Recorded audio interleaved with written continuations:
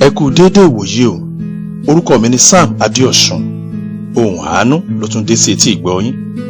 Ẹ jẹ́ ká máa rántí pé lórí ètò ohùn àánú yìí láti máa ń gba ara wa níyànjú, tá a ti ń fi òkodoro Bíbélì hàn ara wa, tá a sì ti ń yànnàná ọ̀rọ̀ fúnra wa.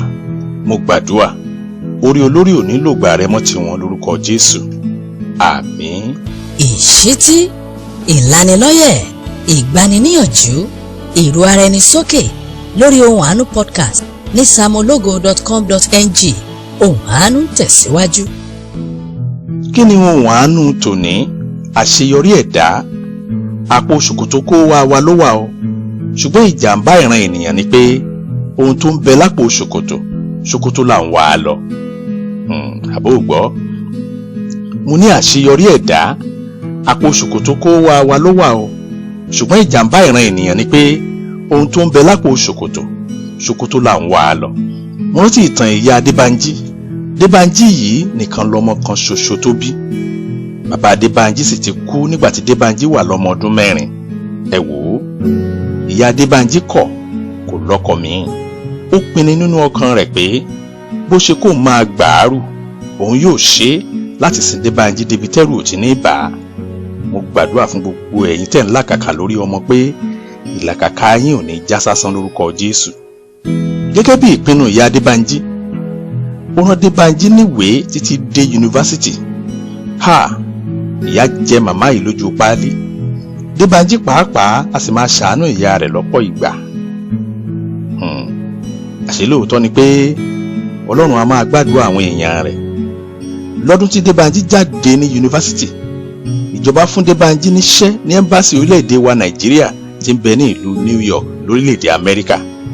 Ní ọdún 1981 tí Adébánjí ń kúrò nílé, ó ṣèlérí fún ìyá rẹ̀ pé kò tún ní ṣàárù mọ́ alágbára Ọlọ́run.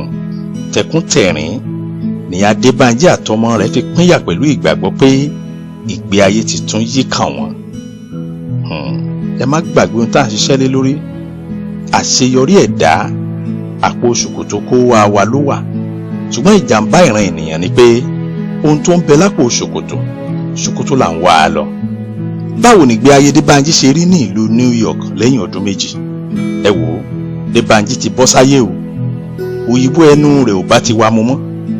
Ó ti gbọ̀rẹ̀gẹ̀jigẹ̀, ó sì ti ń ṣàkóso owó. Ìyá Adébánjí wá ń kọ́ nílùú Ìbàdàn lẹ́yìn ọdún 2. Wọ́n sì ti lé kúrò nílé tó ń gbé nítorí pé kò rówó ilé san. Ilé àtijọ́ kan ló ń gbé ní yàrá ìkùlé tí wọ́n fún lọ́fẹ̀ẹ́. Ẹ wò ó, agbára ò sí fún ìyá Adébánjí mọ́ láti rugi tàbí tàtijọ́. Ohun tó wá fi ń pawọ́dà báyìí ni pé a máa ṣe àgbo fún àwọn aláboyún àti àwọn ìkókó. Ìyá Adébánjí ti wá kúrò ní ìyá Adébánjí tá a mọ̀, ó ti di ìyá alágbo ọmọ. Yẹn ni pé ìyá alágbo ọmọ ni gbogbo èèyàn wá mọ̀ sí ládùúgbò rẹ̀ tuntun. Ṣebí wọ́n ní kò lè burú kó má kẹ́nìkan mọ́ ni. Àǹtí nọ́ọ̀sì kan ń gbé ilé kejì lẹ́gbẹ̀ẹ́ ilé ìyá Adébánjí. Àǹtí nọ́ọ̀sì yìí a máa gbé oúnjẹ fún ìyá Adébánjí lẹ́ẹ̀kọ̀ọ̀kan, pàápàá lásìkò tó bá wà lọ́wọ́ rẹ̀, nítorí pé àánú ìyá yìí ń ṣe púpọ̀. Kíní kan ṣẹlẹ̀ lọ́jọ́ kan tó ṣe ni ní kàyéfì.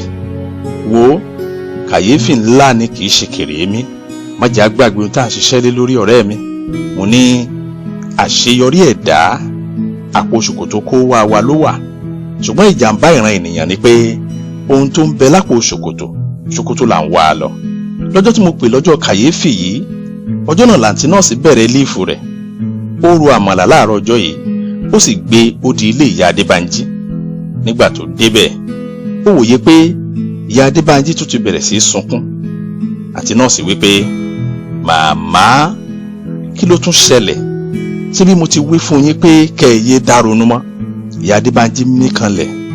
Ó ní, nọ́ọ̀sì, ọ̀rọ̀ mi ti kọjá ìrònú. Ṣé ni mo kàn ń gbàdúrà pé kọ́lọ́jọ́ dé kíákíá, káyè mi sì yé ráre.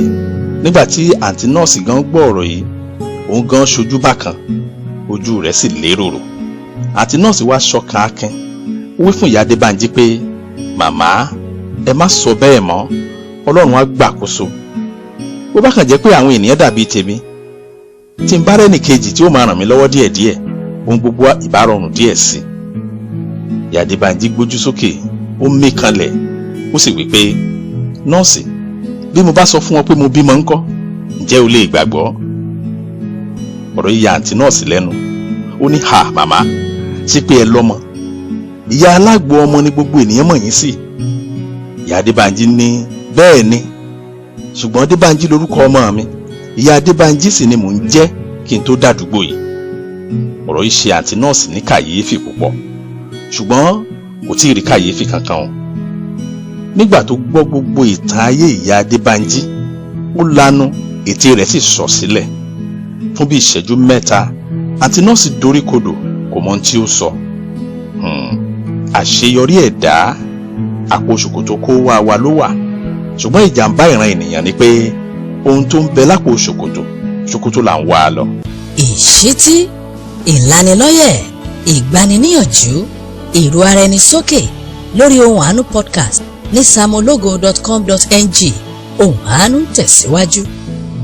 ẹ má jẹ́ àgbàgbé pé ẹ̀rọ alágbèéká tàbí kọ̀ǹpútà kò tí ì wáyé lásìkò tá à ń sọ yìí. ìyá Adébánjí ló kọ́kọ́ ṣílẹ̀kùn ẹnu, ó sọ̀rọ̀ tẹkuntẹkun. ó ní nọ́ọ̀sì, ṣe ló ń ṣe mí pé kí n gbé ọmọ ìṣépè níbikíbi tó bá wà, ṣùgbọ́n èmi kàn ló gbàgbọ́ ni, mo kúkú fi gbogbo ọ̀rọ̀ mi lọ́lọ́run lọ́wọ́. àǹtí nọ́ọ̀sì mí kanlẹ̀, ọ̀rọ̀ náà tojú sú lọ́pọ̀lọpọ̀. àǹtí nọ́ọ̀sì sì wí pé màmá, ṣé ẹ wá gbúrò ọmọ yín rárá ni? kó má wá ṣe pé ìṣẹ̀lẹ̀ burúkú ti ṣẹlẹ̀ lọ́hùn. ìyá Adébánjí já ọ̀rọ̀ gbà mọ́ àǹtí nọ́ọ̀sì lẹ́nu. ìṣẹ̀lẹ̀ búburú wo ló rò bó ṣẹlẹ̀ sí? ìṣẹ̀lẹ̀ búburú kẹ̀? wo nọ́ọ̀sì, ṣé ẹni tó ń kọ lẹ́tà sí mi lóṣooṣù ní ìṣẹ̀lẹ̀ burúkú ṣẹlẹ̀ sí? àǹtí nọ́ọ̀sì lanu, ó ní ha màmá, ó ń kọ lẹ́tà sí yín àbí kí lẹ wí? kí ló wá sọ pé ó ṣẹlẹ̀ gan-an tí ò lè fi mú yín kúrò nínú ìyà? ìyá Adébánjí tún dáhùn, omi ń dà lójú ẹ̀ pòròpòrò. ó ní nọ́ọ̀sì, kò yé mi o, kò yé mi o nọ́ọ̀sì. fọ́tò ló fi ránṣẹ́ sí mi o. kódà fọ́tò tá à ń wí yìí, àwòrán ọkùnrin kan ló wà níbẹ̀. ó ṣeé ṣe kó jọ̀gá rẹ̀ lẹ́nu iṣẹ́. ẹ wò ó, àǹtí nọ́ọ̀sì ti wá dé ìkórìtà dàárúdàápọ̀. ohun tó ń ṣẹlẹ̀ kò wá yé mọ́ rárá. irú ìdílé abàmì wo leléyìí? àwọn nǹkan tí àǹtí nọ́ọ̀sì ń rò sínú nìyẹn. àǹtí nọ́ọ̀sì wá wípé màmá, níbo làwọn fọ́tò náà wà gan-an? ìyá Adébánjí dìde, ó mú ọ̀kan nínú àwọn ẹ́ńfílóòpù tí fọ́tò náà wà, ó mú jáde, ó gbélé àǹtí nọ́ọ̀sì lọ́wọ́. nígbà tí àǹtí nọ́ọ̀sì ṣí lẹ́tà náà, ẹ wò ó, pépà ló rí nínú rẹ̀ nítòótọ́ o. pépà ni, ṣùgbọ́n pépà dọ́là ni. bẹ́ẹ̀ ni, owó orílẹ̀-èdè Amẹ́ríkà. àǹtí nọ́ọ̀sì pariwo bí ẹni tá a kẹrin gbígbóná bọ̀ létí. ó ní màmá, owó rèé, ha mo dáràn, owó rèé, dọ́là rèé. ìyá Adébánjí tagìrì, ó ní owó bíi bó o. àǹtí nọ́ọ̀sì wípé màmá, ṣé ẹ rí ẹyọ kan tí mo mú dání yìí, $100 ni, 10 sì ló sì wà nínú ẹ́ńfílóòpù yìí. ẹ wò ó, nígbà tí wọ́n kó lẹ́tà jáde, wọ́n kàyé lẹ́tà tí wọ́n kó jáde tọ́mọ rẹ̀ ti kọ sí láti orílẹ̀-èdè Amẹ́ríkà, ó jẹ́ lẹ́tà 22. owó tí wọ́n kó nínú gbogbo àwọn lẹ́tà yìí, ó dá òṣì mọ́lẹ̀ pátápátá. owó rọ̀gùnrọ̀gùn tó ń tayé ẹni tí ò sunwọ̀n sí. kódà ọ̀kan nínú àwọn ẹ́ńfílóòpù náà ní lẹ́tà nínú tí Adébánjí kọ sí ìyá rẹ̀ ní kété tó bẹ̀rẹ̀ iṣẹ́ l'Amẹ́ríkà. àṣeyọrí ẹ̀dá, àpò ṣòkòtò kó wá wa ló wà, ṣùgbọ́n ìjàmbá ìran ènìyàn ni pé ohun tó ń bẹ lápò ṣòkòtò là ń wá a lọ. ẹ wò ó, ọ̀pọ̀lọpọ̀ wa ní òpè ìyá Adébánjí ló mùgọ̀.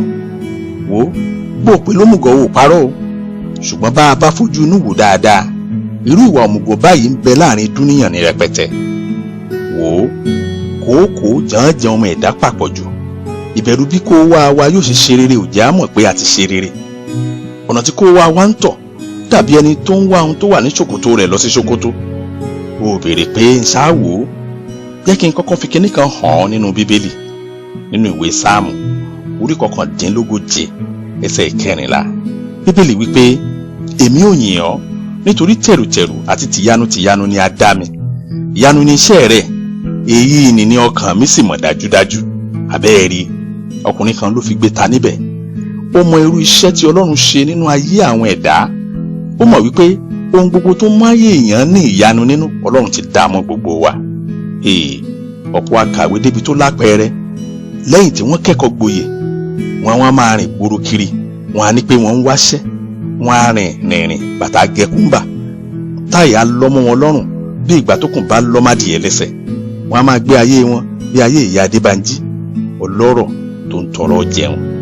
ń gbọ́ ìwé mélòó ni Mark Zuckerberg kà? òun ẹni tó ń jẹ́ bẹ́ẹ̀ ọ̀kan nínú àwọn tó dá Facebook sílẹ̀ ni. Facebook kan náà èyí tí ìbá fi máa ṣàárù lọ́fíìsì ẹlòmíín ìyanu tọ́lọ̀ ń dámọ̀ ló ṣàwárí rẹ̀ èyí tí ìbá máa fi ṣe ọ̀gásà wá di ẹni tí gbogbo ayé ń wárí fún. bọ̀dá Bill Gates ńkọ́ ẹni tó jẹ́ kí kọ̀ǹpútà dọ́wọ́ mùtúmùwà. abẹ́ẹ̀ mọ̀ Steve Jobs ìyẹn bọ̀dá tó ṣàwárí Apple kì í ṣe Apple tá à ń jẹ́ o àṣé ò tiẹ̀ dá nǹkan mọ̀ fóònù bíi kọ̀ǹpútà náà ń pè ní Apple. ọ̀gọ̀rọ̀ àwọn ènìyàn báyìí ní ń bẹ káàkiri àwọn orílẹ̀-èdè wọ́n bẹ lórílẹ̀-èdè wa Nàìjíríà náà wọ́n ṣàwárí ìyanu tọ́lọ̀ ń dá mọ́ wọn. ọ̀rẹ́ mi bó o bá mọ̀ nípa ìmọ̀ ẹ̀rọ ìwọ náà dá ohun rere kan sílẹ̀ tí ó ṣàyé lóore. wò ó tèmi lèmi ń ṣe yìí o ìwọ náà wá tiẹ̀ rí yóò sì dáa fún ọ. ẹ jẹ́ á gbàdúrà. ní orúkọ Jésù Ọlọ́run wa dúpẹ́ lọ́wọ́ rẹ fún ohun àánú tòní a sì yìn ọ́ lógo nítorí pé o jẹ́ ká mọ̀ pé tìyanu ló dá wa. mo gbàdúrà kí ẹ ran àwọn ènìyàn yìí lọ́wọ́ láti ṣàwárí ìyanu ayé wọn yìí tẹ́ ti dá mọ́ wọn kí wọ́n lè ṣe ayé wọn lórí àti àwọn ìran ènìyàn. mo gbàdúrà ní orúkọ Jésù Kristi àmín. fún ẹ̀kúnrẹ́rẹ́ àlàyé àbẹ́ níbèrè ó sì jẹ́ ẹ̀bẹ̀ àdúrà ni pé Pastor Sam Adéọ̀sùn sórí nọ́mbà yìí 0809 66 799 72 tàbí kó o lọ sí samologo.com.ng láti lè rí àwọn ọ̀nà tó lè bá wọn fọ̀rọ̀ jómitoro ọ̀rọ̀. títí dọ̀sẹ̀ tó ń bọ̀ ẹ máa gbé nínú àánú Ọlọ́run.